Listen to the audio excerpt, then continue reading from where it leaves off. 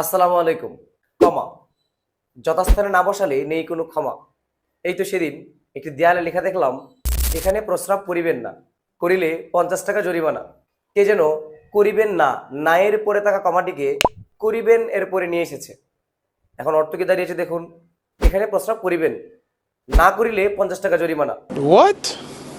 দেখুন, ছোট্ট একটি কমা কিভাবে স্থান পরিবর্তনের কারণে অর্থের পুরোপুরি পরিবর্তন ঘটে গেল।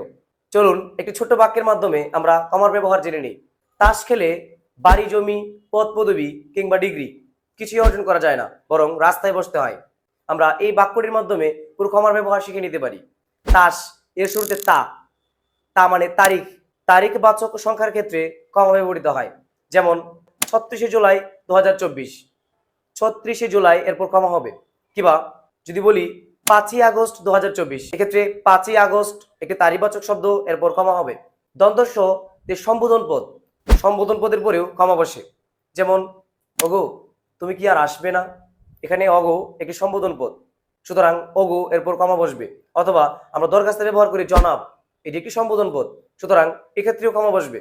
বাড়ি, বাড়ির নামের পরেও কমা বসবে। যেমন রোকিয়া ভিলা, মুখলেস ভিলা অথবা হিরো আলম ভিলা, এখানে প্রতিটাই বাড়ির নাম, সুতরাং বাড়ির নামের পর কমা হবে। জমি, জমিতে আমরা মনে রাখবো জতে জটিল বাক্য, জটিল বাক্যের পর কমা বসবে। যেমন যদি তুমি আসো কমা তাহলে আমি যাব, এটি একটি জটিল বাক্য। যে এখানে এসেছে কমা সে আমার ভাই, এটি একটি জটিল বাক্য, সুতরাং জটিল বাক্যের মাঝখানে কমা বসেছে। পদ, সমজাতীয় পদের ক্ষেত্রে ক্ষমা ব্যবহৃত হয়। যেমন আম, জাম, কাঁঠাল, এগুলো সমজাতীয় পদ এবং এগুলোর পরপর ক্ষমা ব্যবহৃত হবে। পদবি কিংবা ডিগ্রি, এক্ষেত্রেও ক্ষমা ব্যবহৃত হয়। যেমন বিএ বা এমএ, এগুলো ডিগ্রি। যদি বলা হয় বিএ এমএ, এই দুটির মাঝখানেও ক্ষমা বসবে। কিছুই অর্জন করা যায় না, এটি জাস্ট আমরা মনে রাখার জন্য নিলাম।